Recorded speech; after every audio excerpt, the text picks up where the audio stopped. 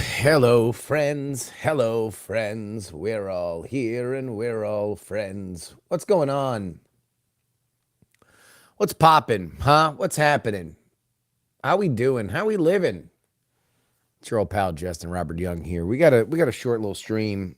Got a cute short little stream here for you because got an interview at the top of the hour with the money man, Dave Leventhal. But I wanted to talk a little bit about this Trump trial thing. Hold on. We're not wrong stuff.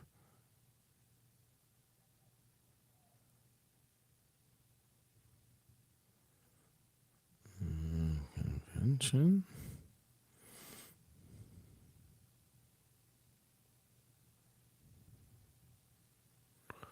Is there news about the convention? Good morning.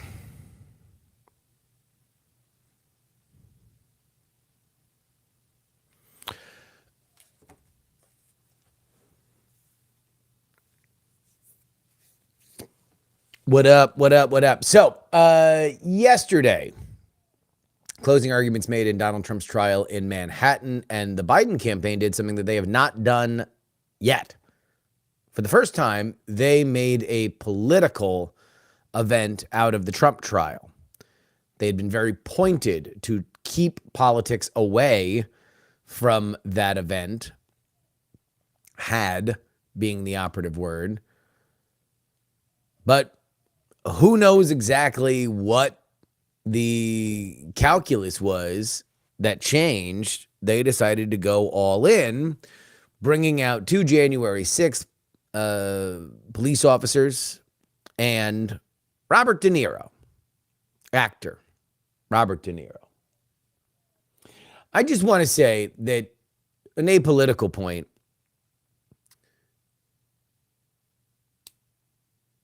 one of the best things that can be said in a New York accent is, "You done."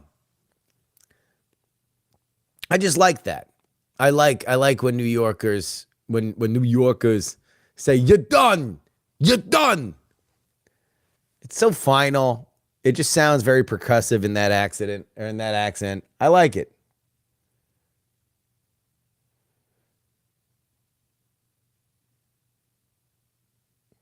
Thank you very much, Gaines. Greatly appreciated.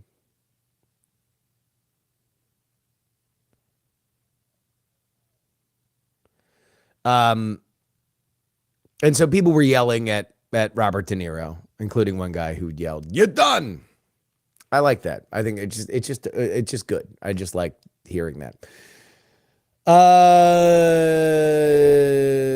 My thoughts on Biden having the event there. I don't understand it.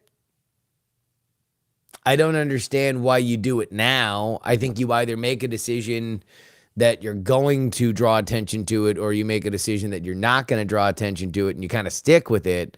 When you do things, at the 11th hour, it smells like desperation, and that's what that smelled like to me. There's also just this larger idea of, if you don't buy, and many do, that Donald Trump will crown himself emperor for life.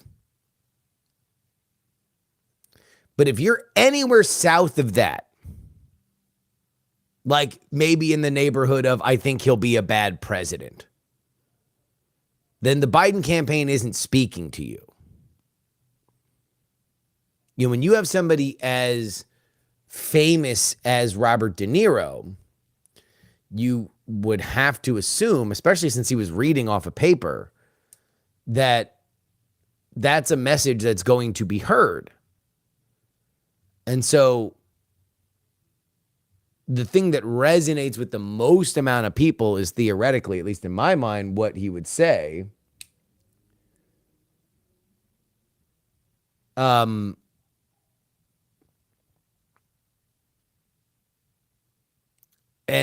what he said was, Donald Trump we will not have elections. This isn't hyperbole, by the way. This is literally what he said. He literally said, we will not have elections anymore. All of our rights will be gone. Now, to me, and I would say to the average voter, that sounds a little hyperventilating.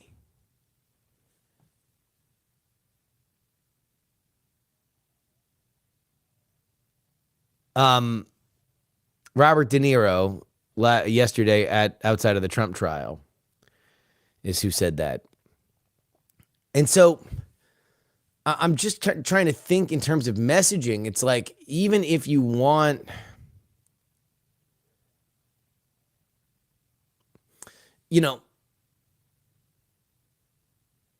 listening to like the Hacks on Tap podcast of David Axelrod and Mike Murphy, they hate Trump, despise Trump, think Trump is an odious existential threat to democracy, but they've run elections.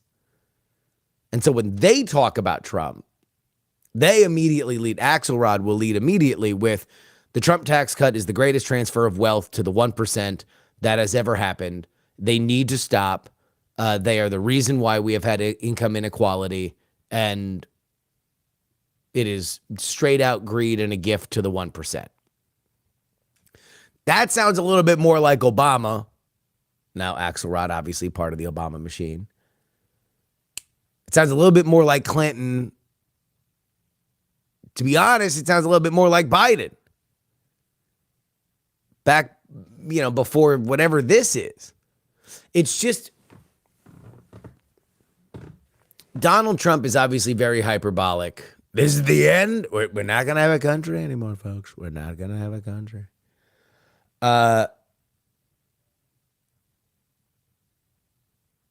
And that hurt him, I think, with independent voters in 2016. Now, he wound up having the base, and Hillary Hillary was very unpopular. He wins an extraordinarily close election. The problem that the Democrats have now is that the top 3 issues that people care about right now, Donald Trump is seen as more competent on. So the hyperbole is what it is, but I don't think matching him in hyperbole is the right way to go.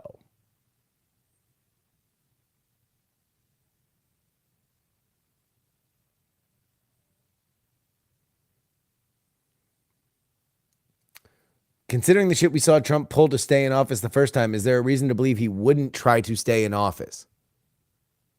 Well, he believed he won the election.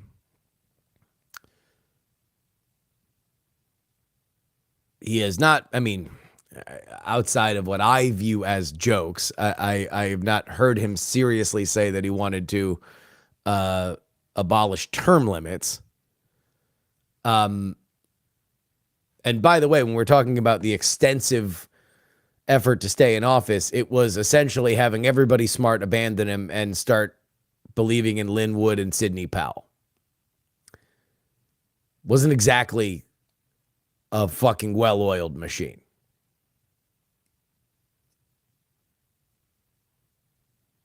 And also, he left. He is currently not the president. We are not laying siege to Washington to remove the Chungus.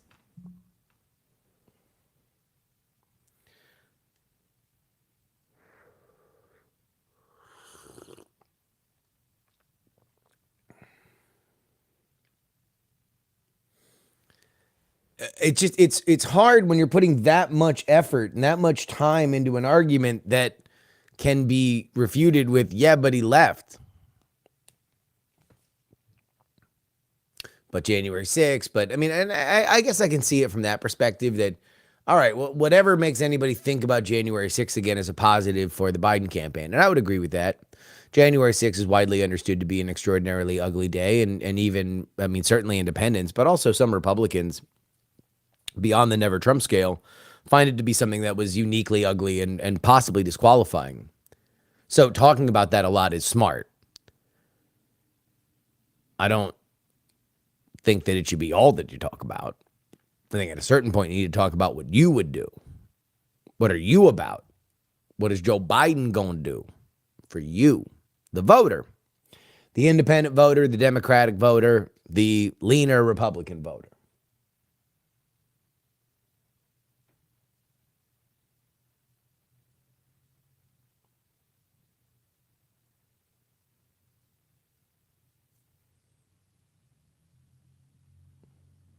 Was it not proven that Trump knows he lost the election? I thought he essentially proven through the January 6 hearings and following reports. I mean, it gets into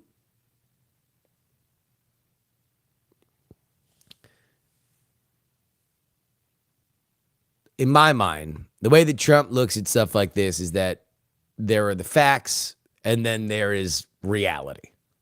And what you want to do is find the facts that bolster your argument, because the reality is that somebody's going to win and somebody's going to lose. And that man hates to lose. Hates to lose. And so he, I think, in a stunning display of loserdom, lost, didn't want to agree with the scoreboard, and was trying to find any and every thread that he could pull that would prove that, you know, this hadn't happened. But it had happened.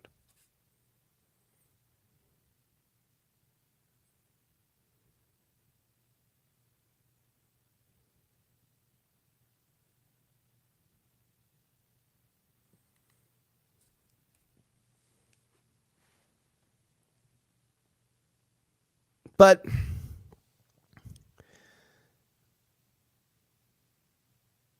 you know, the bigger warning sign to me is that the Biden campaign decided to do this so late, because it means that they had no idea. They had an idea of how this was going to work out.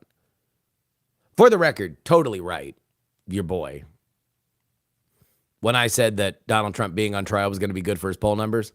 Can we pull up that episode? Can we pull up that episode? Somebody find that episode where I said, it seems like whenever there is Donald Trump in legal peril, his poll numbers go up, not only with his base, but also with independents.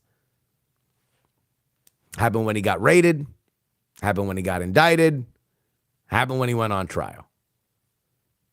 And so the conventional wisdom and all the polling that says, oh, well, people are going to like him less if he's convicted. Are they? Are they? Are they going to like him less? I don't know.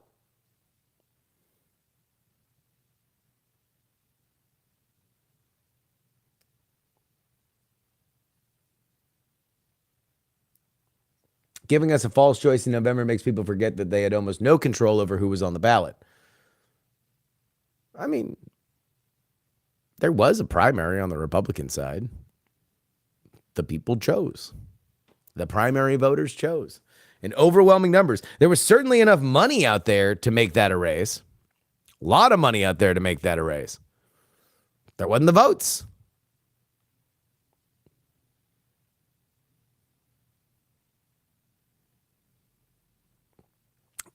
The Newsmax juror. The Truth Social juror. I do love the idea that they're going to make this fucker famous. They're going to make this dude famous. If you have not been following this, there is one juror on the New York jury that is going to go into deliberations today that has listed Truth Social as his social media of choice and said that he gets his news from Newsmax. There was further reporting by the great Mark Caputo that he lit up when he saw J.D. Vance enter the courtroom. And he has been dismissive and was like rolling his eyes when Michael Cohen was talking.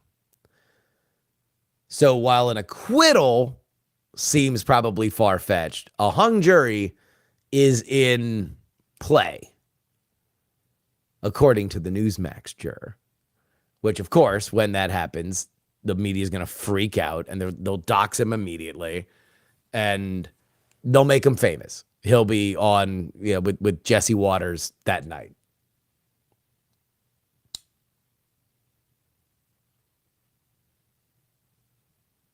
The Newsmax juror will be the next attorney general.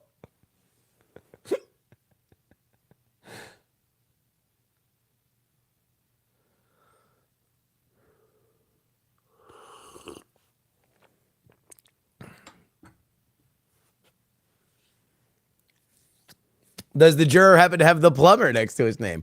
He is probably the first weird character. You want to know what? That's a great point. That's a great point. We need to be building our menagerie of weird characters. And he is our first weird character. Before we even know his name, we know the Newsmax juror. Now, he only becomes a character if he hangs the jury. If he doesn't hang the jury, then we don't care about him, right?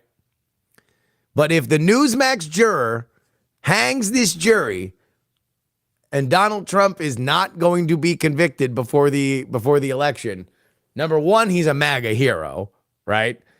We immediately know his name, and he will be famous. He will be famous. There will be a wall-to-wall coverage on MSNBC that he is the man that ended democracy.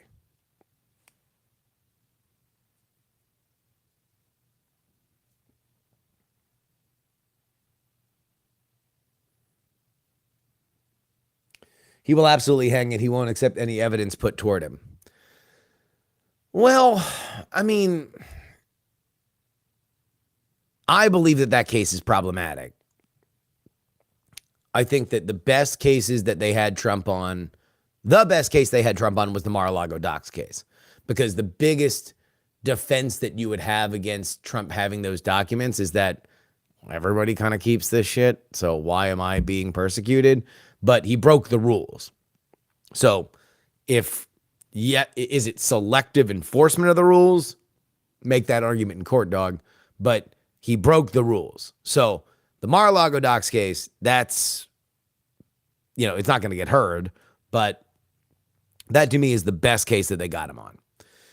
January 6th, I've heard differing opinions on it. I don't know enough about how strong the novel legal theory defense would be, but it is what it is. I think that that's better than this one. This one is by far the weakest. And I don't think that that's really even controversial to say. I don't think that there's a lot of people who study the law that have said anything else. The biggest problem is that this is a bookkeeping series of felonies based on a crime that wasn't charged. So in New York, you can be charged with a misdemeanor or a felony for covering up a crime. The underlying crime here is an FEC violation, but Donald Trump was never charged with an FEC violation. So they're just getting him on the cover-up, but the cover-up is him keeping accurate records of legal fees. So they have made their argument. This one always felt like a stretch to me. But then again, you're in Manhattan, where most of the jurors hate Trump and probably think more like Robert De Niro.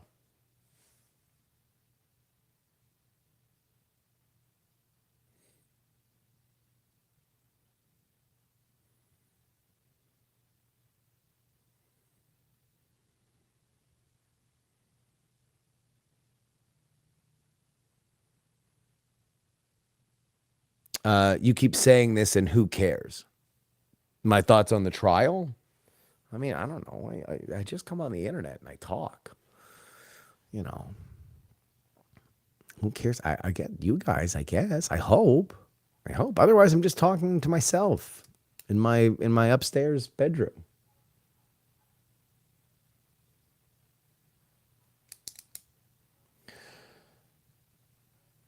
Crazy other people who have known him the longest hate him the most. He doesn't wear well. He doesn't. That's true. He tends to move fast.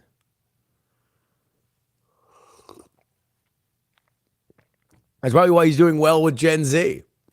Gen Z has known him the least.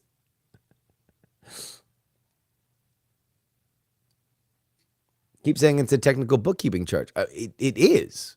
Is it not? Is there a better way to say it?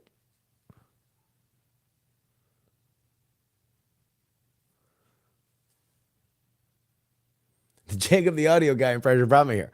Right. Yeah. Okay. Yeah. Mm-hmm. Right. Yeah. Yep. Indubitably. Yeah. Right. Yeah.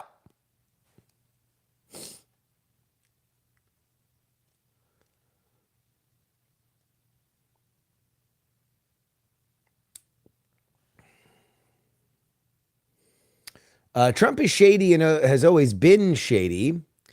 He should have never run for office because he should have known that this stuff would come out. Well, this stuff right now is from when he ran for office. It was when he was running for office. The E. Jean Carroll stuff and the building estimations. That was before. But this all came out. I mean, this was in the like waning days of the campaign, all the Stormy Daniels stuff. But I hope that you guys trust me that I'm trying to do my best to sort through the noise and just kind of give you basic facts that then we can extrapolate our own opinion on.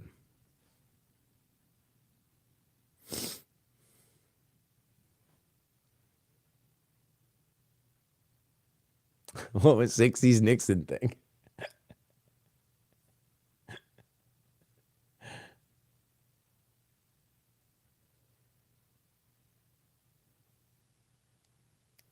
He paid hush money like every politician. Well, yeah.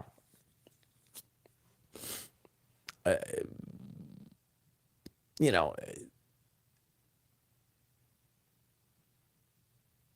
the prosecution's case rests on the idea that he did it to win the election. That's an important part because, again, the underlying charge here is an FEC violation. So if he paid her off for any other reason, that's not illegal. It's not illegal to pay somebody to agree that they're never going to say anything. That's not illegal. What's illegal here, the 34 felony charges are for each time that Donald Trump repaid Michael Cohen for paying Stormy Daniels in the furtherance of winning the election. So that's why it was important when Hope Hicks, who was a prosecutorial witness, said that Donald Trump was very concerned about his family. Because if you can create a reasonable doubt in the minds of the jury that maybe he did it, maybe it was 90% because he wanted to win the election, but it was 10% because he wanted to spare his wife, then that's a reasonable doubt. You have to be absolutely sure that he didn't give a shit about anything else. All he wanted to do was win the election.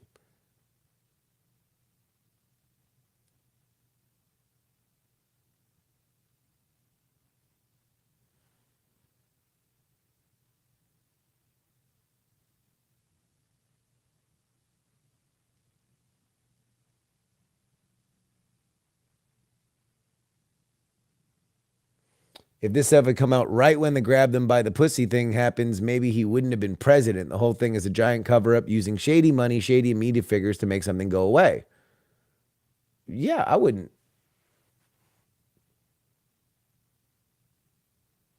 Yeah. I don't disagree with those facts. The question is whether or not it's illegal, and also more than that, whether or not you can prove it. Because the other problem is that you have to rely on Michael Cohen. And Michael Cohen has been everyone's asshole at some point. Liberals have despised him. Republicans have despised him. So now he is on one side of the fence. But he is somebody that has been odious to all sides at some point. And he's the fulcrum. He is the fulcrum.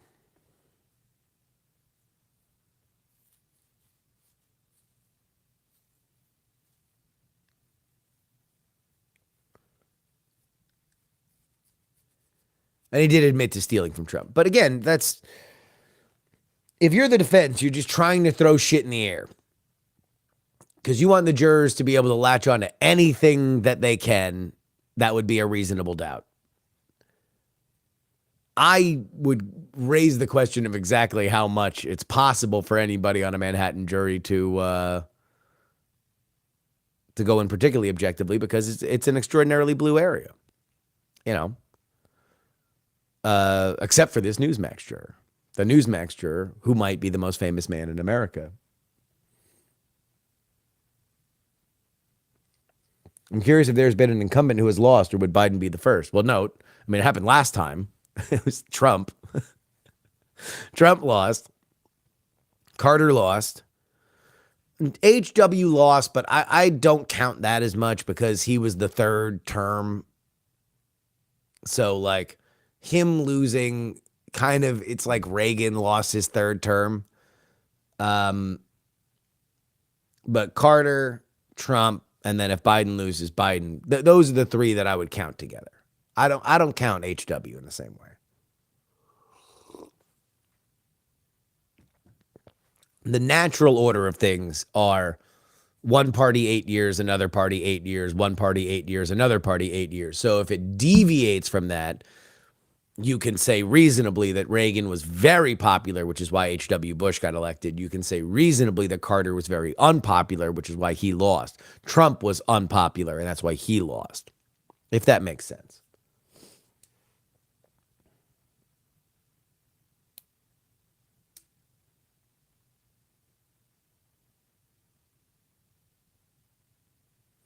I've been listening to a lot of trial coverage. Seems like everything is pretty well documented. Michael Cohen is basically just glued to a lot of difficult documented facts for the Trump team to explain. Yes, I think it's a little hand wavy on how important he is to the case, but I do think I would agree with you that he's glue, but that's fucking important. If you're, proving to a jury beyond a reasonable doubt.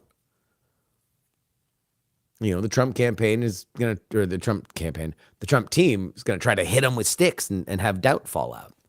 Like one of them elves in Golden Axe.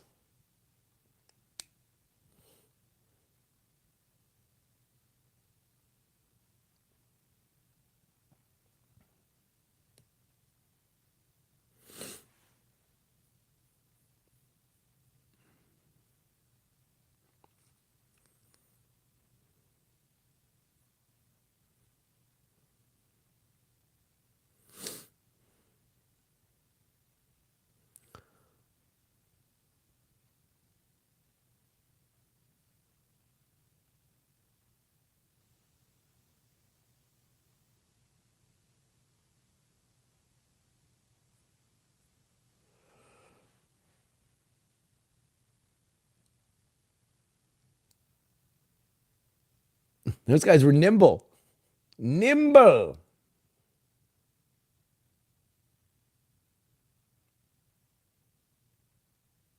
Well, I mean,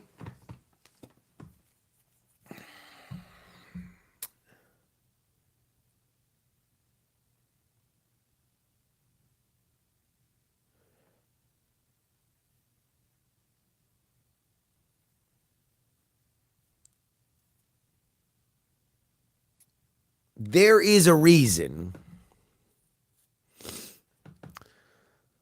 why, in general, it is frowned upon for investigations and trials like this to happen during elections. For the reason that, in that Docs case,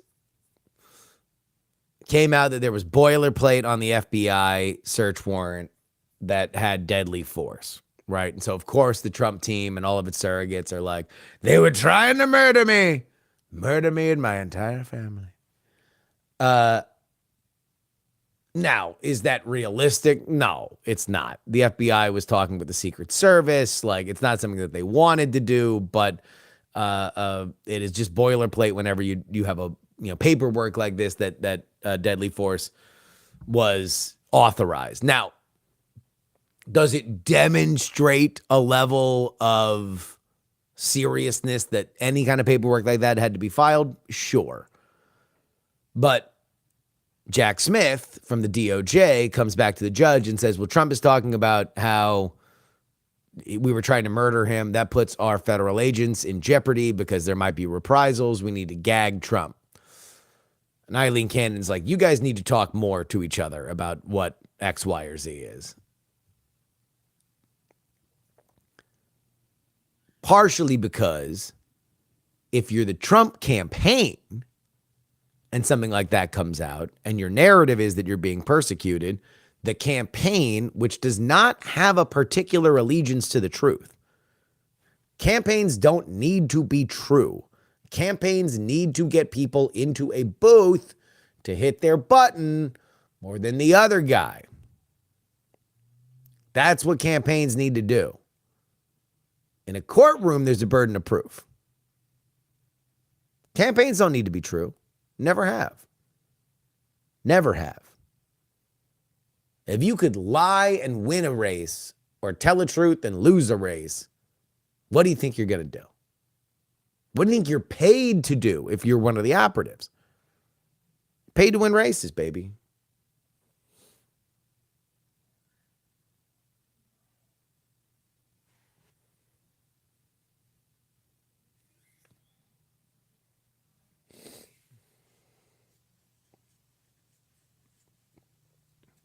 The question is, why does the FBI ever have deadly force authorization in a raid? I assume it's legal boilerplate just in case something crazy fucking happens that you can't sue the FBI or you can't bring a suit against the FBI. I just think it's fine print. It's just the shit that gets read really fast at the end of a car commercial. But this is the reason why investigations and courtrooms in general are frowned upon during this phase. Not because people shouldn't be brought to justice, but because when you mix up the two, you get shit like this.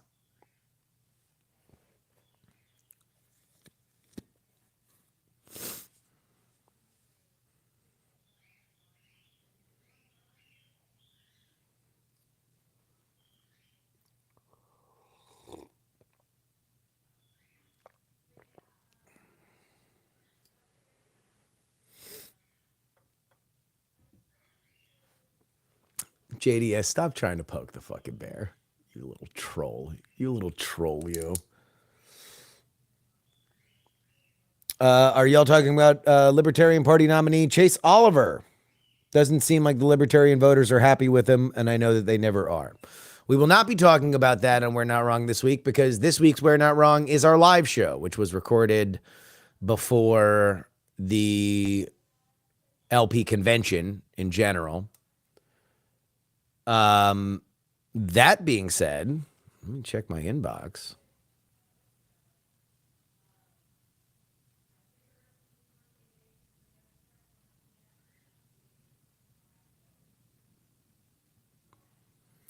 But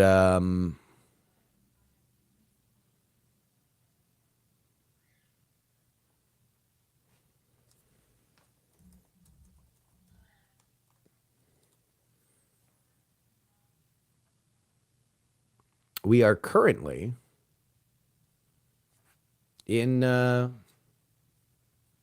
negotiations for Chase Oliver to be on PX3, as well as, let me get his name right so I'm not. Mike Termat. Mike Termat and Chase Oliver on together on the PX3 program, allegedly. We are talking to them. And here's what I would like to talk to them about.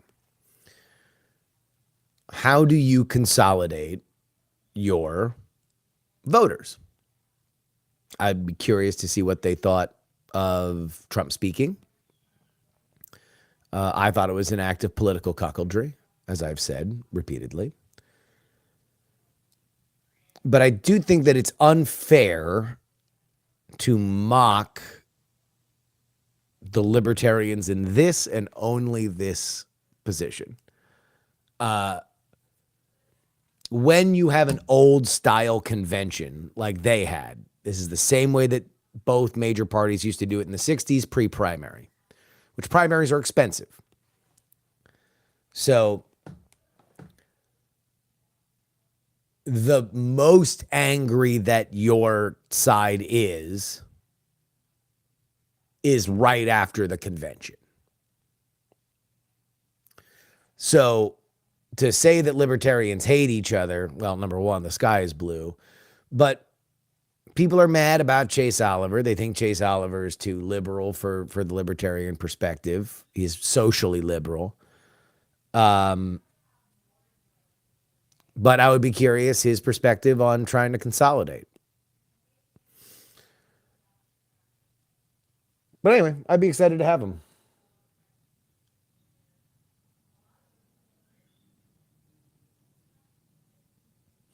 I don't love it when you have candidates on. It's not like you can get straight answers out of them. Yeah, me either.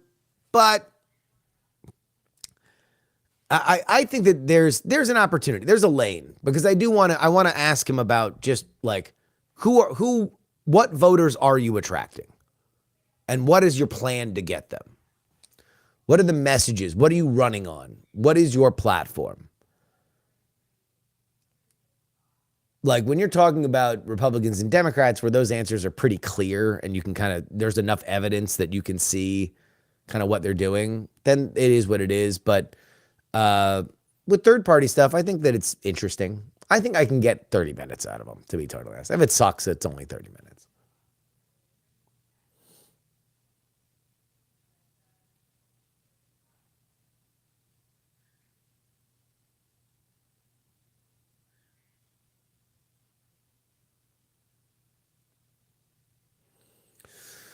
What would a Libertarian Party coalition be made of? In a lab, if I'm just writing on a whiteboard, obviously it's anybody who is, in the Libertarian Party, right? So there's that. Then you'd throw in anybody who was excited by the MMA fighter who said everybody should read Mises. You'd want to get a Gen Z vote, which is not going to be much, but you want to continue to juice that pipeline of young men. And then, never Trumpers. Historically, libertarians take from the Republican coalition, historically. And so it's the reason why I would never have let Donald Trump speak at that speech. Because now you've got a disputed nominee, the largest, loudest part of your caucus doesn't like him, and you invited Donald Trump to go up on stage and give a speech where he gave a permission structure to libertarian voters to hold their nose and vote for him. Because it's like, if you hate the libertarian candidate, then either you stay home or you cast a vote and your hero, Ross Ulbricht, gets freed, according to Trump. And he also said that he was very strongly considering freeing Assange.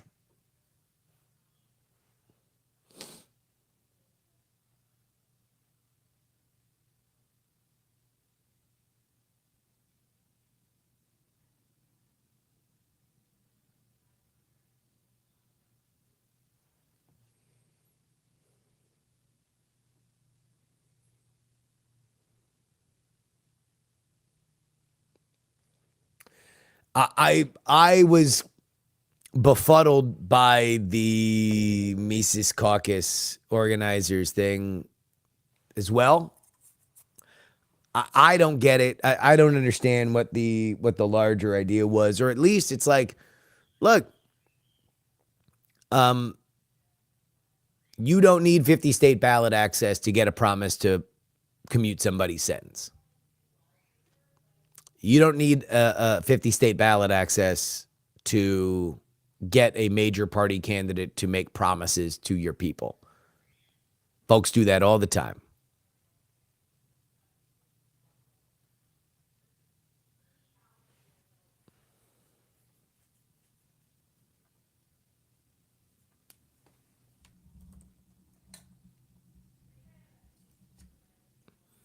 By the way,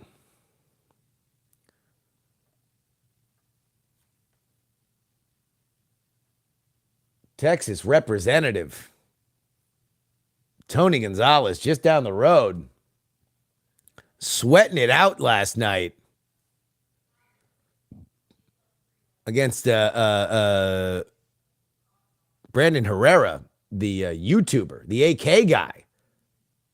Very close by hundreds of votes. There was a moment where it almost looked Herrera.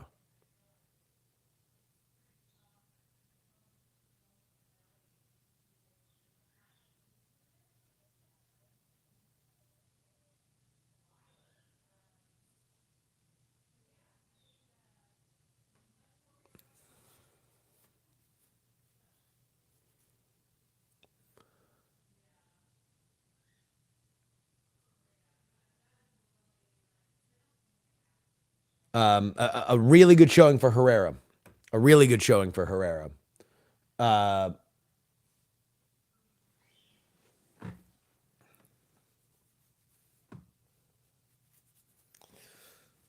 I always support influencers who are running. I've said that is an entirely new class of politician.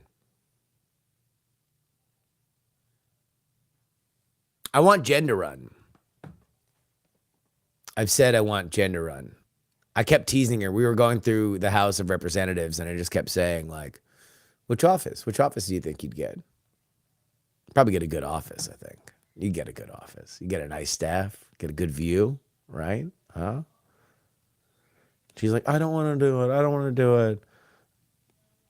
He's like, you'd want me to do stuff that I don't want to do. I'm like, I'm not going to run your campaign. I'm going to run a super PAC that you can't legally coordinate with. And I'm going to fucking destroy your enemies. I'm just going to like heat ray these motherfuckers. I'm going to barbecue them.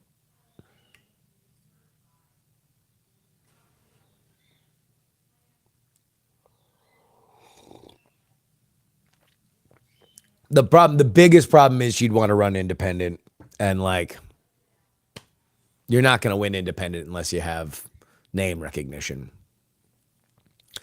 So she'd have to run as a Democrat or she'd have to run as a Republican, depending on the district that she wanted to run in. If she wanted to run here in Austin, she'd have to run as a Democrat. She's grossly misinformed about most subjects. What part about that do you think is disqualifying to hold office, JDS? What part about that? What part about that, huh?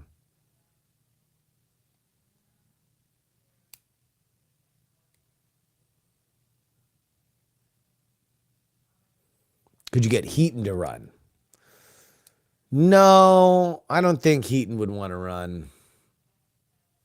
He's a fucking celebrity at the LP convention, though. People light up. They are so excited to meet Andrew Heaton. Heaton was like, oh, I think I'd want to interview Javier Milei of Argentina. And I was like, dude, that guy is a libertarian nerd. There is a very good chance he knows you and he has watched your videos. There's a very good chance that if Heaton met Milei, that Milei would go like, oh!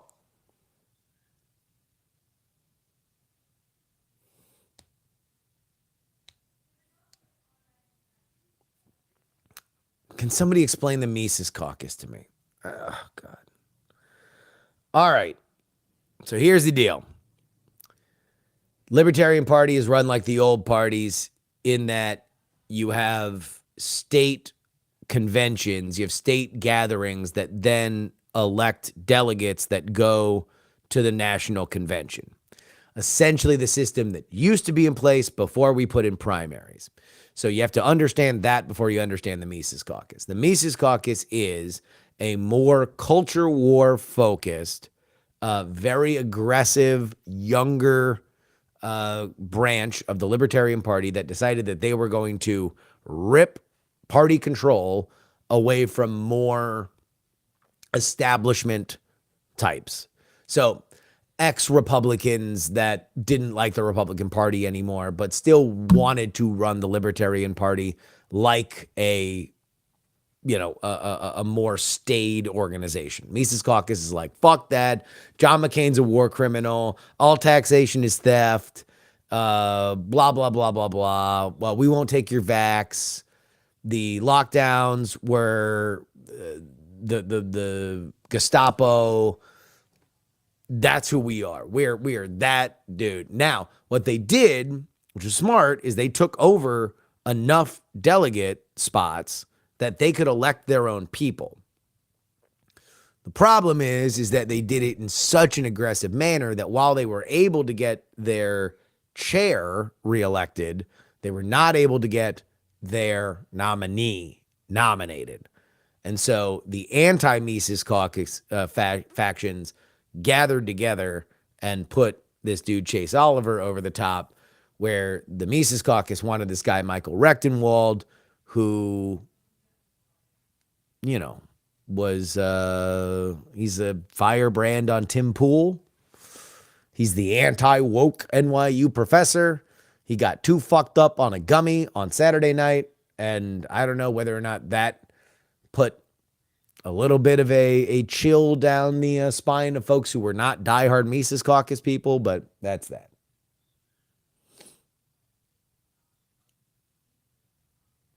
If Dave was the nominee, he would have won. I agree.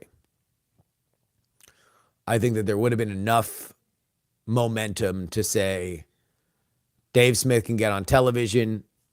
Dave Smith can do interesting debates. Dave Smith is a face for which you want to hear more from. He's funny. And he appeals to what I think is the most important demographic for the Libertarian Party, young men. Young men. Like, Dave Smith can recruit. He can be super cool guy for Gen Z. Consolidate that Rogan demo. There is a demo of men that I have met that don't live where I live, that whenever I tell them, oh, I live in Austin, the number one thing they say is, oh, great, I should come visit you. I want to go to the mothership. That crowd will vote for Dave Smith. Oh, Mises is von Mises. He is a libertarian author.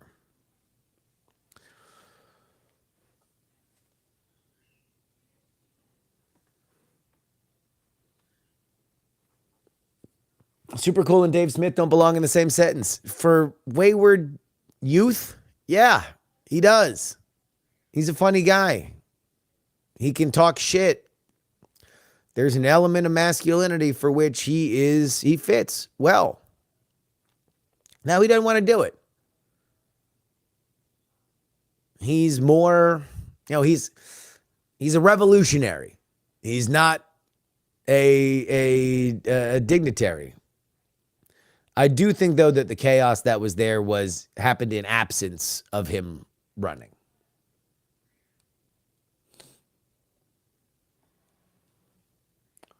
It is not me seeks. No.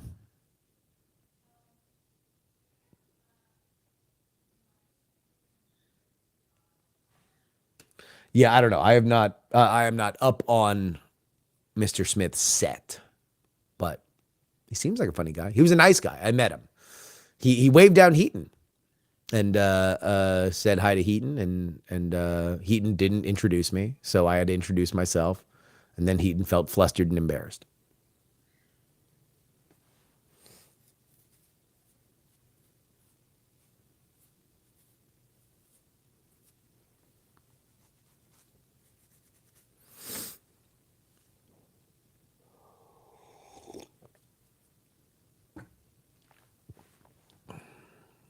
I would love to have him on the show. He was very, very nice when I met him.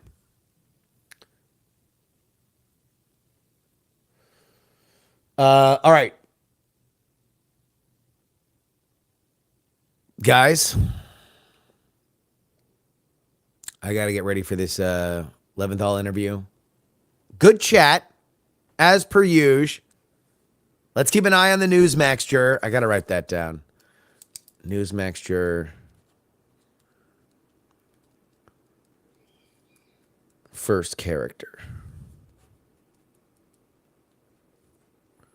So Joe the plumber, Ken Bone, right? Like anybody, if you can think of other campaign characters, to at reply me, Justin R. Young. All right.